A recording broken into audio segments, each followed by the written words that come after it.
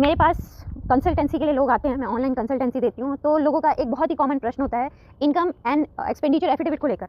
अगर वाइफ आती है तो वाइफ को भी ये रहता है कि मैं पूरी इनकम दिखाऊं या ना दिखाऊं, मैं क्या शो करूं, कहीं मैं ज़्यादा शो कर दूंगी तो मेरे खिलाफ कुछ नहीं हो जाएगा। और जो हस्बैंड्स आते हैं वो भी ये करते हैं कि हम अपनी जीरो इनकम दिखा दें, ITR दिखाएंगे तो क्या होगा, अगर सारे बैंक के स्टेटमेंट्स दिखा देंगे तो क्या होगा। तो इस तरह की क्वेरीज लेके आते हैं। तो मैं एक इन क्वेरीज के लिए बिल्कुल क्लियर कट आपको ये बात बताना चाहूँगी कि सुप्रीम कोर्ट ने जो गाइडलाइन दी है रजनीश वर्सेस नेहा के केस में, वो गाइडलाइंस किसी के खिलाफ नहीं है, चाहे हस्बैंड हो चाहे वाइफ हो। वो एक बैलेंसिंग जजमेंट है और वो रक्षा करता है पत्नी के अधिकारों की भी और पति के अधिकारों की भी। वो पत्नी के खिलाफ है ऐसा नहीं है, या वो पति के खिलाफ है ऐसा नहीं है। उसको एक तरीके से समझने की ज़रूरत है। एफिडेविट दोनों पार्टीज़ को देना है, इनकम और expenditure affidavit. Rajnish versus Neha से पहले जो कानून थे वो हस्बैंड के खिलाफ थे, क्योंकि अगर सारा ब्यौरा मांगा जाता था वो सिर्फ हस्बैंड से मांगा जाता था, क्योंकि वाइफ आके खड़ी हो जाती थी कि मुझे मेंटेनेंस चाहिए and husband is liable to pay at any cost. और उसकी कितनी इनकम है, वो कितना कमाता है, ये सिर्फ क्वेश्चन किससे पूछा जाता था, हस्बैंड से पूछा जाता था। वाइफ को कुछ नहीं बताना, वाइफ के ऊपर कुछ बर्डन नहीं है, वाइफ की कोई रिस्पॉन्सिबिलिटी नहीं है। लेकिन रजनीश वर्सेस नेहा के बाद ये प्लस पॉइंट जुड़ा कि अगर हस्बैंड की लाइबिलिटी है अपनी इनकम दिखाना, तो वाइफ को भी बताना है कि उसके सोर्स ऑफ अर्निंग्स क्या है। अगर हस्बैंड को अपनी लाइबिलिटीज़ बतानी है तो वाइफ को भी अपनी लाइबिलिटीज़ बतानी है, और दोनों को जो लाइबिलिटीज़ और एसेट्स बताने हैं वो एफिडेविट पे बताने हैं। और आपको मैं ये बता दूं कि एफिडेविट पे अगर कोई फॉल्स एफिडेविट देता है कोर्ट में, तो उसके ऊपर भी कोर्ट में केस फाइल हो सकता है फॉल्स एफिडेविट देने का। ऑन ओथ आप कोर्ट के अंदर फॉल्स स्टेटमेंट नहीं दे सकते हैं। तो ये एक बैलेंसिंग जजमेंट है।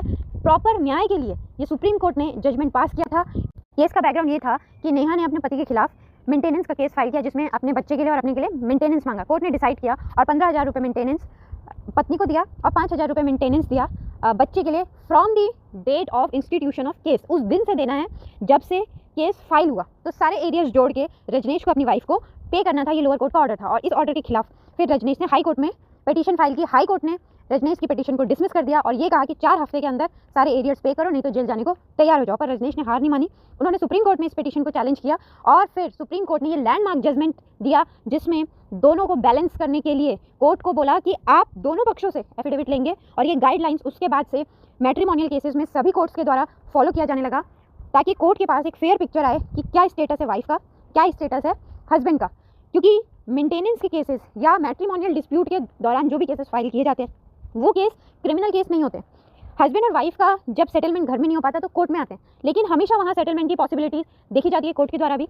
और न्याय भी ऐसा होना चाहिए कि हस्बैंड के ऊपर भी ओवर बर्डन ना पड़े कि जिस स्टेटस में वो खुद नहीं जी रहा उस स्टेटस का उसको वाइफ को भुगतान करना पड़े, ऐसा नहीं होना चाहिए। इस बात को ध्यान में रखते हुए पहले कोर्ट ने कहा कि जब रिस्पॉन्डेंट को नोटिस पहुँच जाए मैट्रिमोनियल केसेस में, जब रेस्पॉन्डेंट को नोटिस पहुँच जाए उसके 60 दिन के भीतर आपको इंटरिम मेंटेनेंस पे ऑर्डर पास कर देना है, उसको डिसाइड कर देना है। और जब फर्स्ट डेट पे वो लोग अपीयर होंगे, पार्टीज अपीयर होगी, तो उनको अपना एफिडेविट कोर्ट में फाइल कर देना है। उसके बाद से कोर्ट ये डिसाइड करेगी कि क्या किस स्टैंडर्ड में हस्बैंड की लाइफ चल रही है, उसके ऊपर क्या लाइबिलिटीज़ हैं, क्या उसके एसेट्स हैं, और दूसरी तरफ वाइफ की क्या सोर्स ऑफ इनकम है, क्या वाइफ पढ़ी लिखी है या नहीं, किन परिस्थितियों में उसने अपना नौकरी छोड़ी थी या वो नौकरी करने के लायक नहीं है, या फिर किस लिविंग स्टैंडर्ड में वो रह रही है। अगर वाइफ का लिविंग स्टैंडर्ड पति से दूर रहने के बाद से डाउन हो गया है तो फिर उस हिसाब से पति को मेंटेनेंस बांधा जाता है कि आप पत्नी को वही लिविंग स्टैंडर्ड दो जिसमें आप सर्वाइव करो। इससे क्या होगा कि पत्नी को भी न्याय मिलेगा और पति के लिए भी ओवर बर्डन नहीं होगा। जिस लिविंग स्टैंडर्ड में हस्बैंड रह रहा है उसको अपनी वाइफ को उतना मेंटेन करना है। लेकिन दोनों की तरफ से पिक्चर आने के बाद से कोर्ट को एक सहूलियत मिल जाती है। तो जो रजनीश वर्सेस नेहा में ये कॉन्सेप्ट है कि हम ये चीज़ छुपा लें, ये चीज़ बताएं कि ना बताएं, तो मेरा कहना है कि आपको नॉर्मली आपकी जो सोर्स ऑफ इनकम है वो आपको कोर्ट के सामने सही से डिस्क्लोज करनी चाहिए, चाहे आप हस्बैंड हैं या आप वाइफ है। क्योंकि आप किसी की लड़ाई के लिए नहीं आए, आप एक फैमिली डिस्प्यूट लेके आए हैं जहां आप अपने सर्वाइवल के लिए वाइफ मांग रही है पैसे, और हस्बैंड को अपनी वाइफ को सर्वाइव करना ही है, वो उसकी मॉरल ड्यूटी भी है, लीगल ड्यूटी भी है। तो हस्बैंड अपने ऑब्लिगेशन से भाग नहीं सकते और वाइफ को सिर्फ अपना मेंटेनेंस के लिए जाना चाहिए, ना कि हैरेस करने की मंशा से जाना चाहिए। क्योंकि आप किसी को हैरेस कर रहे हैं और आपने उसको शादी का नाम दे दिया, तो ये पूरी तरह से गलत है।